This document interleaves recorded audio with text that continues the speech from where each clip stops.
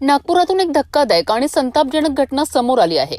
ढोल ताशा पथकाच्या माध्यमातून ओळख झालेल्या एका युवकाने विश्वासघात करत युवतीवर अत्याचार केल्याची गंभीर घटना उघडकीस आली आहे। मिळालेल्या माहितीनुसार नागपुरातील एका ढोल ताशा पथकात सहभागी असलेल्या युवतीची त्याच पथकातील एका युवकासोबत ओळख झाली। ही ओळख पुढे प्रेम संबंधात रूपांतरित झालीत। याच विश्वासाचा गैरफायदा घेत या युवकाने युवतीला एका हॉटेलमध्ये नेले। तेथे कोल्ड्रिंकमध्ये नशेचे औषध टाकून तिच्यावर अत्याचार करण्यात आला। तसेच तिचे अश्लील फोटो व व्हिडिओ काढण्यात आल्याचा आरोप आहे। घटना उघडकीस आल्यानंतर पीडित युवतीने तहसील पोलीस ठाण्यात तक्रार दाखल केली आहे। तक्रार मिळताच पोलिसांनी तत्काळ हालचाली करत अवघ्या 2 तासात पीडितेची पंचनाम्यात चौकशी पूर्ण केली आहे। पीडितेच्या तक्रारीवरून संबंधित आरोपी विरोधात गंभीर स्वरूपाचा गुन्हा दाखल करण्यात आला आहे।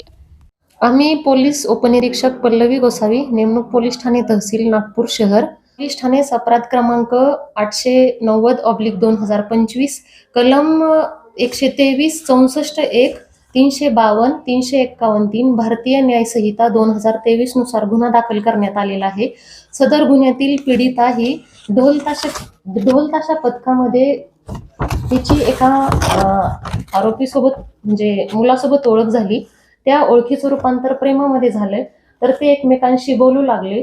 त्यानंतर यातील आरोपिताने पीडितेस वारंवार एका खाजगी हॉटेलमध्ये नेऊन तिच्यावर शारीरिक अत्याचार केले आणि त्याच हॉटेलमध्ये त्यानं कोल्ड्रिंक्समध्ये गुंगीकारक औषध देऊन पीडितेचा असहाय्यतेचा फायदा घेऊन त्याचे न्यूड फोटो बनवले, आक्षेपार्ह व्हिडिओ बनवले।